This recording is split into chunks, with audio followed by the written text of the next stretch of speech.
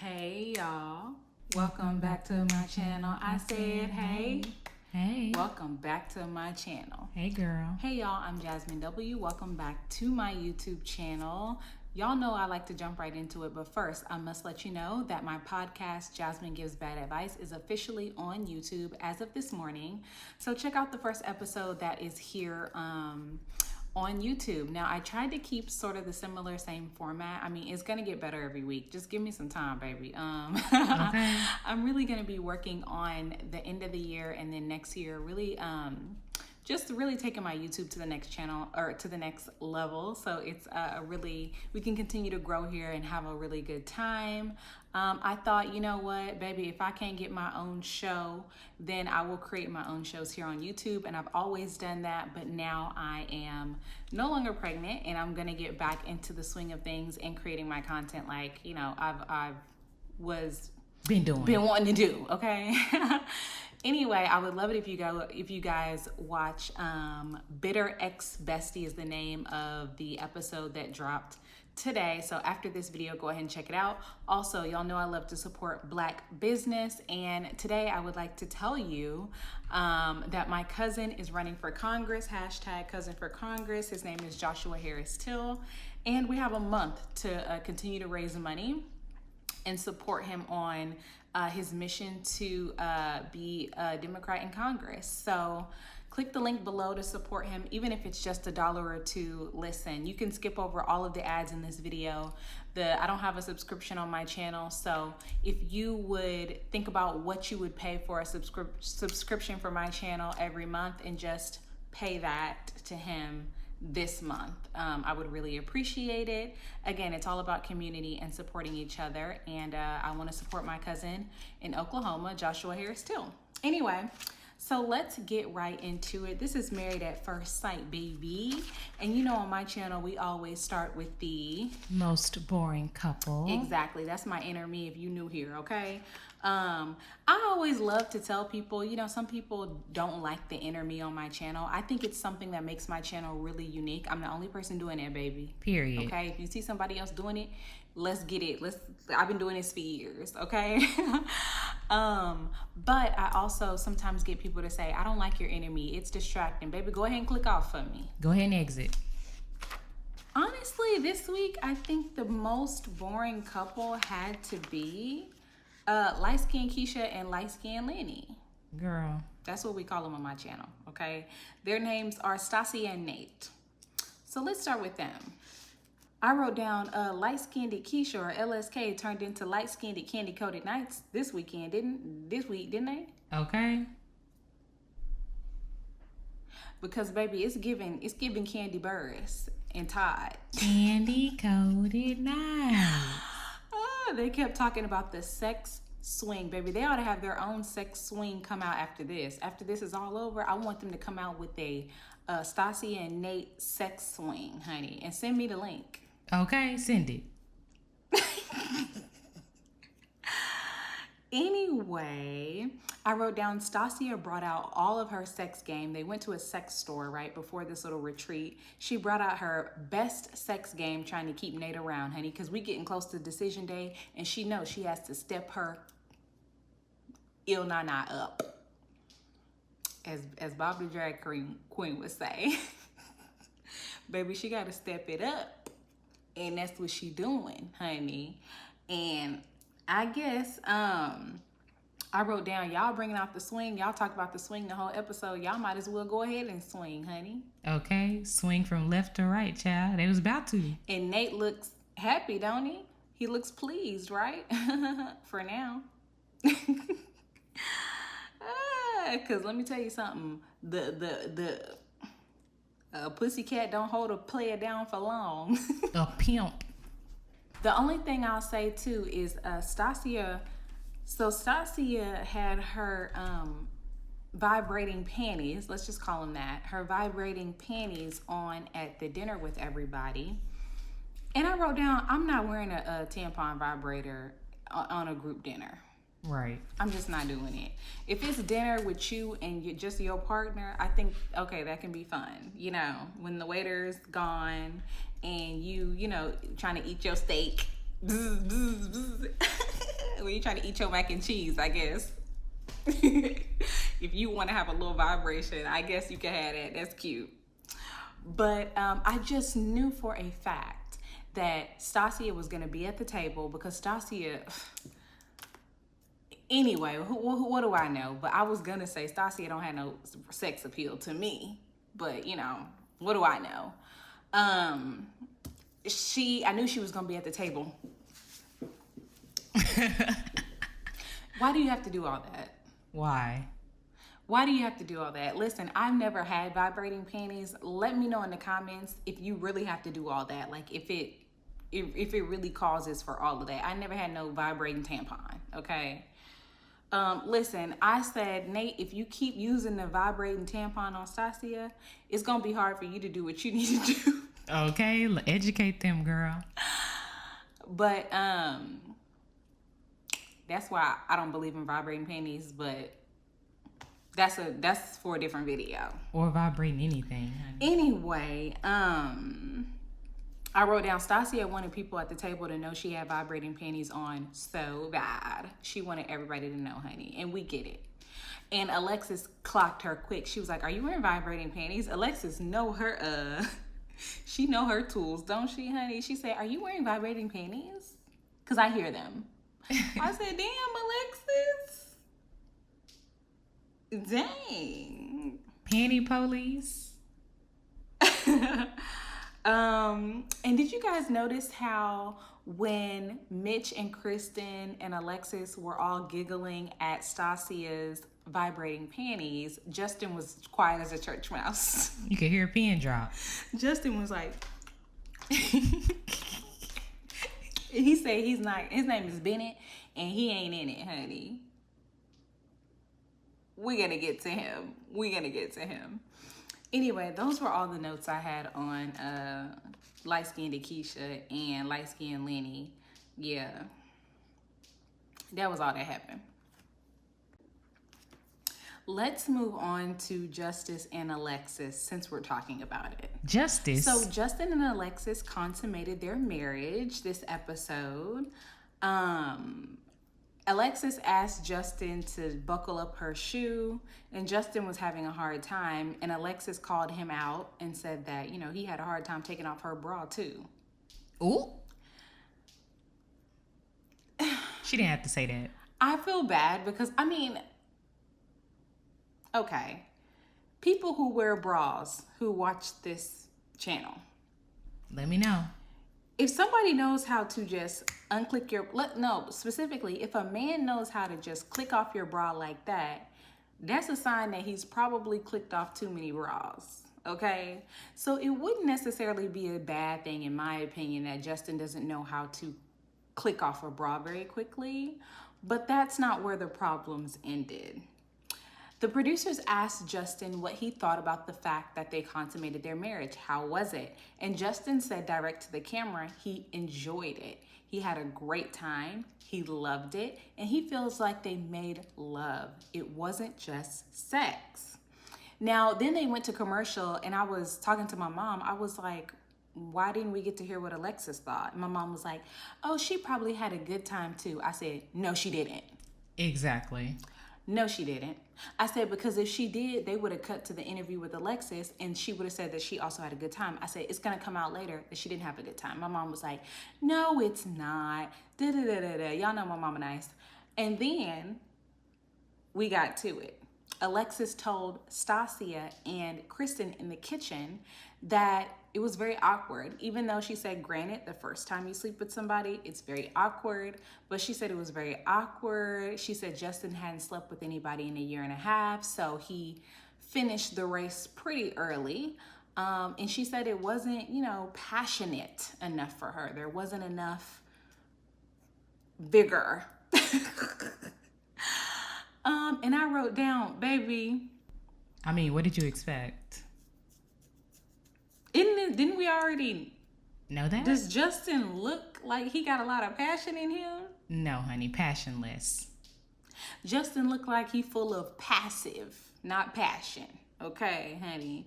Only thing passionate about Justin is maybe some passion fruit juice he been drinking in the morning, because he do look like he love a cup of juice. Fruit juice. Anyway, With preservatives. Justin said, or Alexis said that, she's been with people in the past who, who she didn't have great, chemistry with in the bedroom, and she made it work because she stayed for other reasons. Let me tell y'all something. Listen up. Never stay with somebody who you do not have passion with in the bedroom. Period. Don't do it. Don't do it. Don't do it. Honey, I would rather not be able to hold a conversation with you and have passion in the bedroom than the opposite. Okay? Because we don't even have to talk much. Call me toxic. Call me Summer Walker. Toxic. Britney Spears. Okay, honey, call me Lil Durk at this point. Listen to the album, you'll get it. Anyway, with the taste of Alexis, when the group got together and had their prom night, Alexis was voted the gossip of the group, and Nate and Stacia had quite a bit to say. Well, actually, Nate had quite a bit to say. He was like, Nate was like, Alexis is the reason that, which she's really not, but she's the reason that Ben and Morgan broke up. Because she talks too much, and honestly, you're toxic. Nate wasn't wrong. Okay, if Alexis had just minded her business, maybe Morgan wouldn't have had to show us the fact that she was a nurse 47 times. But Alexis could not mind her business, and Morgan could just not get over it. She was so hurt by it. I was just really annoyed at the fact that Stacia was like, with the taste of your lips, I'm on a ride. Stop looking like that. You're toxic, I'm slipping. That's why I said you don't have no sex appeal. Stop looking like that. I'm addicted to you. Imagine my husband talking and me being like, girl. Anyway, intoxicate me now. Anyway, yeah. And, Justin was voted most sensitive or whatever in the group. But that's all I have to say about them. Let's move on to the next couple. Free Britney. Oh my goodness, I just realized we only have 4 couples now. Let's move on to Kristen and Mitch. Okay, I have quite a few notes on them. Kristen said she was going to give this one more try with Mitch. Do I think that she should? No. And this episode proved me right. She actually doesn't really want to give it a try with Mitch. She actually can't even let go. I think it's really over between her and Mitch, and Kristen is just having fun at this point. Do I blame her? No, I don't. Because Mitch is delusional, honestly. But he was on his best behavior this episode. Let's get into it. Mitch told Kristen as they were riding to the retreat together that he started to feel attacked by Kristen whenever she called him out at the dinner last week. I don't know how you, Mitch, can feel attacked after you called her ugly. She's calling you out about not being attracted to her and not accepting her for who she is, how she is right now, even though she's accepting you 100% for who you are, bird chest and all, and now you feel attacked. Not bird chest, honey. Good call. That's not how this is gonna go. No. Mitch and the producers, in my opinion, manipulated Kristen into thinking she did something wrong, and she apologized to Mitch. We saw it in the behind the scenes, night cam, and then we saw it in the car. She felt like she came at Mitch too hard, and I don't think she did. I think she came at him with the exact energy that she needed to come at him with, and it's probably the producers who came to her and said, "Can you just give it another try? Can you just try it again? Can we just do it over?" And she agreed to continue the process. So there's only a few more weeks. And Mitch making her feel bad about the fact that he told her sister that he would like to tell her that she wears too much makeup, even though she don't even wear a lot of makeup. And she said that, the very little makeup that I wear.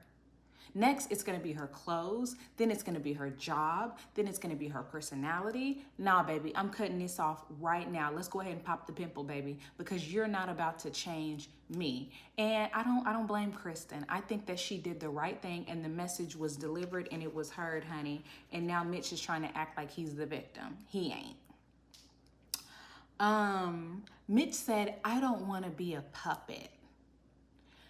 Whenever you hear a man say, I don't want to be a puppet, I don't want to be controlled, and you have done nothing to control them, it's time for you to go ahead and exit stage left. Because it's giving misogyny. It's giving, I don't want you to tell me anything, but me as a man, I get to tell you how to look, how to dress, and how to give and take from the environment on my terms, but you don't get to tell me shit. Nah, it's giving inequality. I'm not here for it. Mitch told Kristen on the ride up that she's beautiful, smart, fun to be with, and she makes a great partner. And I wrote down, he says all of this, but she still ain't enough because he wants to change her.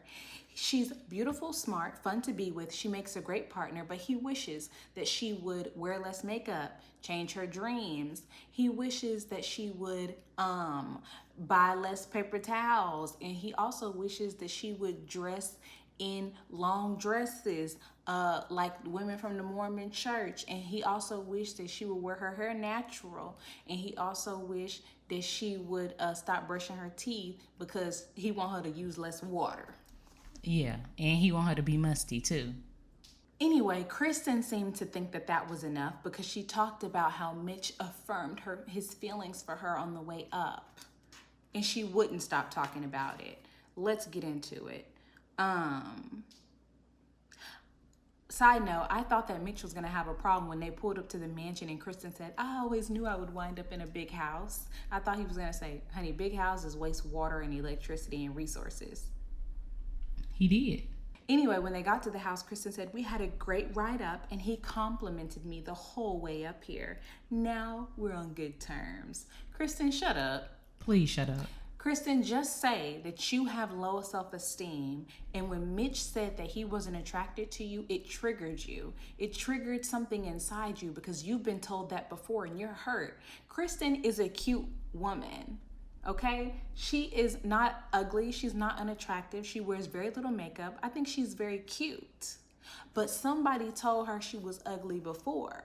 Okay? Because if somebody come along and tell me I'm ugly, honey, I'm not going to be fazed. Okay? Your girl is gorgeous. Period. But if somebody come along and tell me I got a big forehead, I'm hurt. But do you see what I'm saying? It's a trauma response, right? But now that he boosted her ego, she's all good. Sort of. They broke out the yearbooks, and Kristen said the yearbook reminded her of how far her and Mitch have come. I said, baby, don't forget about when Mitch called you ugly. Girl, that was last week. Mitch was kind of shocked when Kristen voted herself as the best dancer in the group. Mitch was like, bitch, I know you fucking lying. And then they showed clips of Kristen dancing, and she's probably one of the worst dancers in the group. Probably the worst. Girl, anyway. Mitch got voted for class clown. I really wish they would show some more of these awkward moments for Mitch, you know, in the group, because it sounds like he's always saying things that are awkward or inappropriate, and I'd like to see that. Producers, I would like to see it. You know, maybe that would make him a little bit more likable because right now he's really not. Kristen voted herself most likely to have multiple divorces, and Mitch had a problem with it. Well, it bothered him, right? And I think it's probably going to come up again, honey. But she said she's most likely to have multiple divorces. This is why I think that Kristen is completely checked out. She just wants to finish the process at this point, and she's going to say no on decision day. I wrote down, Kristen, don't quit your day job, okay? Because your career as a host and stand-up comedian is not gonna go well. Kristen really thought she was Wanda Sykes this episode. Girl. She really thought she was hilarious. She thought she was Monique, honey. No, ma'am. Wendy Williams. You're actually a little annoying, actually. A little? From the hosting the prom night event all the way up until the next day at the bow and arrow or the whatever they was doing. Archery. You was annoying for a whole 24 hours that I watched you. I thought it was funny that Kristen was like, let's write on this paper what we want to let go. I'm going to write attraction. Baby, it's giving Morgan and her nurse's certificate at this point. Yeah, beating a dead horse. It's giving Morgan and her nursing degree at this point. It's giving Morgan wearing her scrubs at this point. Let's stop talking about attraction because I'm sick of it. Is your mouth not dry from talking about the same thing? Girl, we get it. He said you was ugly. When are we going to stop talking about that? Because you letting it live. Right. Don't you want to move on? Anyway, Mitch decided that he wanted to shoot pool gate, which is what he called the conversation at the pool. Okay, Mitch. And Kristen said, wait, before you shoot it, I have something to say about that. Kristen, we don't care. You asked the man what he wanted to shoot, he came up with it, and now you got something to say about how you don't really agree with it. It's giving control and annoying. And we know you don't like Mitch, but it's giving annoying at this point, babe. Let's move on. Anyway, at the end of the episode, Kristen dressed up as Mitch and she was impersonating him by going like this. I thought that was hilarious. Do I think she can make it as a comedian? No. But was that funny? Yes. It was. Yes, it was. That's something I would do. At the end of the day, Mitch and Kristen are not a match. They haven't slept together. Mitch is on his best behavior now, but I don't think it's going to be enough for Kristen. I think she was really done last week, and I think she's done now. And I'm glad because they're just honestly not a match. And I think that Mitch needs to be by himself. Let's move on to the very last couple. Whew, child. Miguel and Lindy. Oh, let's go. Oh my goodness. Let me calm down, honey, because this was a lot. Before I get started on Miguel and Lindy's details, what I would like to say is they're both annoying. The goal in this breakdown of their relationship is to show how they're both wrong, how they're both annoying as hell, how they're both immature, and how they both get on my nerves, and hopefully they get on your nerves too. Okay?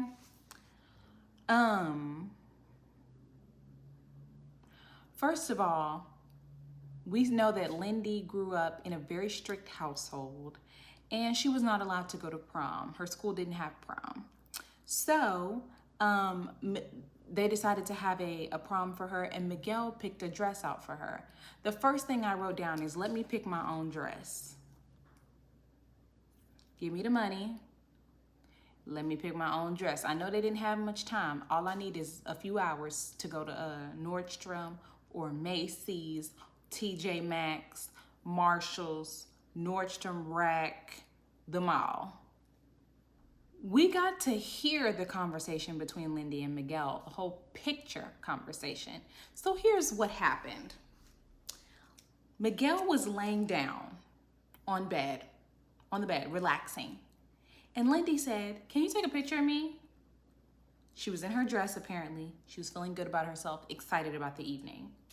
Miguel was annoyed because Lindy saw that he was relaxing, but he got up to take her picture anyway. Apparently, he did a selfie situation, and she was like, no, not a selfie. I don't want a selfie. I want the other way around. And he was like, okay, well, what's the big deal? She was like, no, don't do it that way. I don't want it like that.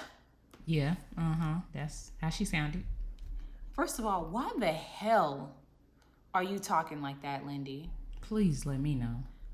Side note, The fact that she talks like that gives me the impression that she grew up in a household where women have to be damsels in distress and be babies to get what they want.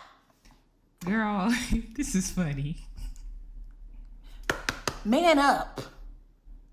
Say it with your chest. Be like, baby, no. Let's do it like this. Can you do it like this for me? No. Don't take it like that. I like it from the other way around. There's a time and a place for that. Girl. Anyway, Miguel finally took the pic the right way after several tries. And then Miguel got mad at the way that Lindy was talking to him.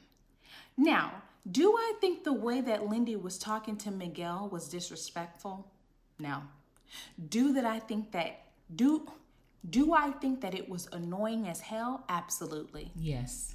I think that Miguel is tired of her. I think that Miguel overreacted because he's tired of her. Do I think that seeing your man lay down on the bed means that you should leave him alone because he's relaxing? No. I would have asked my spouse, hey, do you mind taking a picture of me? And that's exactly what she did. And if you don't feel like it, say, babe, I don't feel like it right now. I'm laying down. Yeah. Say, okay, let me get the tripod. Let me ask the producers. That's all that needed to be done, baby. If you don't feel like it, keep laying down.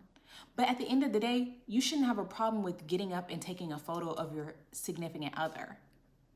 If my significant other wanted a photo and I'm laying down halfway asleep, it's very likely that I'm going to get up and say, let me go ahead and take this picture for you so I can get back into bed. Exactly. Problem solved. Anyway, I wrote down, was Miguel mad that this whole prom situation was about Lindy? Because it's giving I want to steal the shine, right? Yeah. Anyway, they got to the actual prom event and Miguel was mad, standing there like this. Lindy's having a good time and he's like this. Baby, let me tell you something. As a person in a committed relationship, you have to put your mother feelings aside. For them. This is not about you right now. This is about your partner. The one thing I will say that always worked in my relationship, the one thing I will say that always was respected in my relationship is when we go out in public, we not arguing. We don't have an attitude with each other. We treat each other nicely and with respect. And when we get back home, we can take care of whatever disagreement we had before we got here. But once we here, baby, we dogs. That's my dog. Period. So I'm not understanding why Miguel is having a public tantrum right now. Anyway, Lindy is bossy and Miguel don't like it. I wrote down all of the other events that annoyed Miguel in the past have bubbled up to this moment. He probably got off the phone with his negative ass friend, the bald-headed white dude, and his friend probably hyped him up, and he was probably going to be annoyed this whole trip because he just got done talking about Lindy and how she is impatient and she's like a ticking time bomb and she wants to get her way because it's her way or the highway. And he's realizing that he hasn't, expressed what he wanted enough. So now he's feeling resentful. Ooh, resentment, honey. This is what I didn't like about the conversation between Miguel and Lindy at the prom, besides Miguel's part. Miguel is explaining where the breakdown happened in communication for him. And Lindy is saying, I guess I'm just a bad person. I guess I'm a horrible person. I guess I'm just a shit person. I guess I'm just a bad person. It's not about you being a bad person. You are. Nobody said that you were a bad person. I'm trying to explain to you what made me mad, and now you're going on a tangent about how you're a bad person. I'm a good person. And that's what people do when they try to get you off track of explaining how exactly they made you mad. Because then you have to say, you're not a bad person. I'm not saying you're a bad person. No, I'm a bad person. No, babe, you're not a bad person, but I'm a bad person. I'm a good person.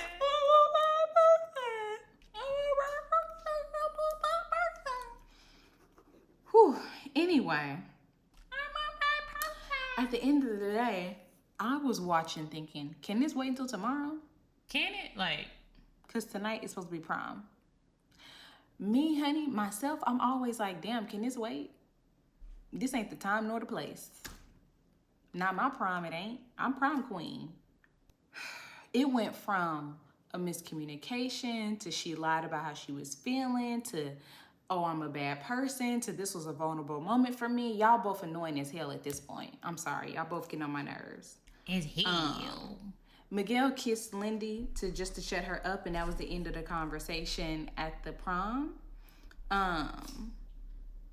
They were voted most likely to stay together at the prom. Later on that night, Nate and light-skinned Keisha came over to give them their gift, and it was a sex swing. Here we go. Not only did Nate and light-skinned Keisha give them the sex swing, they set it up. They also put Lindy in the sex swing to demonstrate how it worked. I was like, where is this going? Are we about to see a swing moment happen, or what's going on? Are we about to see a chocolate and vanilla swirl, or what's going on? I'm still gonna watch. Keep the cameras rolling. I'm trying to figure out what's going on. Oh my goodness. And I'm mad that Nate said during one part of the scene, he said, "That's how you do it, right, Stacia?" Ooh. Nate tried to call Stacia out. He put her on blast. Anyway, let's move on to Nate and Lindy's date at the vineyard. Oh, I'm sorry, Miguel and Lindy. Miguel and Lindy were being pulled by a carriage on their date at the vineyard the next day. And Miguel was trying to tell Lindy about his poems. Oh, Lord. I'm coming through the seas, and I hope you see me, and I'm coming through, and I'm making C's in school, but I'm not a fool, and I'm coming through, and I just like to tool, but I'm not a plumber, but I share with the numbers in my head go through, I lay to bed. What the hell is you talking about? What the hell is you talking What about? the hell are you talking about? You are no Kendrick Lamar. Okay, I need you to zip it. Lindy was like, look at that dog. Look at that cat. She kept interrupting Miguel to point at animals in the vineyard.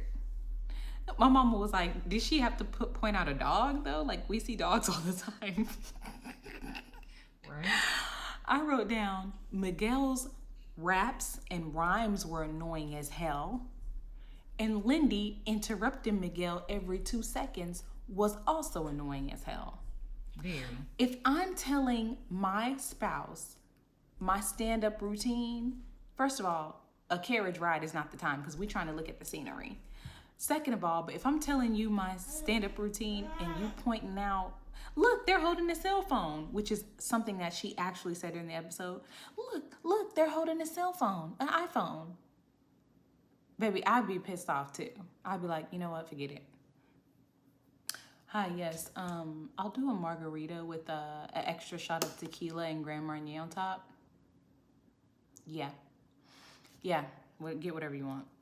Like, I'd be up to here. Like, Miguel called Lindy out on interrupting him, and she said, I'm sorry, I have a bird brain. What do you want me to do? I'm stupid. We know. We know. You're disrespectful because you can't even have a simple conversation with this man without completely disregarding what he's saying and then saying, oh, I came back to the conversation by saying, look, it's a bird, it's a plane. Thank you for sharing that with me. Hey, look, it's a monkey. Oh, wait, that's not a monkey. That's a mouse. What were you saying? Thank you for sharing that with me. Ooh, an ant. I love ants. That's a monkey. Thank you for sharing that with me. The hell? The hell's going on? Then she started to cry. Then Miguel called it a blow up, and she said it's not a blow up. At the end of the day, they were on my nerves. That's all I can say, honey. Bad. Then the very last scene where Lindy wanted her picture taken next to the beautiful sunset in the background. And Lindy asked the producer to take a photo of her instead of Miguel. And Miguel was like, why didn't you ask me? And she was like, well, I thought you might have been relaxing and you didn't want to take my picture right now. He was like, do you not see the vibe? You have to be able to read my vibe. Baby, I'm not reading your damn mind to figure out if you want to take a picture of me or not. So I'm gonna ask somebody else. I'm not Miss Cleo up in here reading your damn mind. I'm not Beyonce. I'm trying to get all up in your mind. I'm not. Okay? Because I don't have the time to figure out if you're in a good mood, a bad mood, an okay mood, a relaxed mood, a hyper mood, a lit mood, a poetry mood, a Kendrick Lamar mood, a Tupac mood. I don't have time. So Billy's gonna take it. Honey, I wrote down Miguel is bad mood Jude. Anyway, I want to know whose side are y'all on? Miguel's or Lindy's? Because I have a few more notes, but I'm done. I'm tired. I'm exhausted. Whose side are y'all on? Who was more in the wrong here, Miguel or Lindy? Comment below and let me know. Listen, if y'all still watching this video and you haven't subscribed to my channel, baby, you a hater at this point. Okay? And that's all I got to say. Anyway, thank y'all so much for watching. I will see y'all late, but yeah, Ready to Love, the new episode, I'm gonna check right now, but it wasn't on, last week's episode was not correct on demand, so I'm gonna watch them on this Saturday or this Friday, and then the video will hopefully be out on Saturday or Sunday for both episodes of Ready to Love, the newest one this Friday and then last week's. But yeah, thank y'all so much for watching. Bye.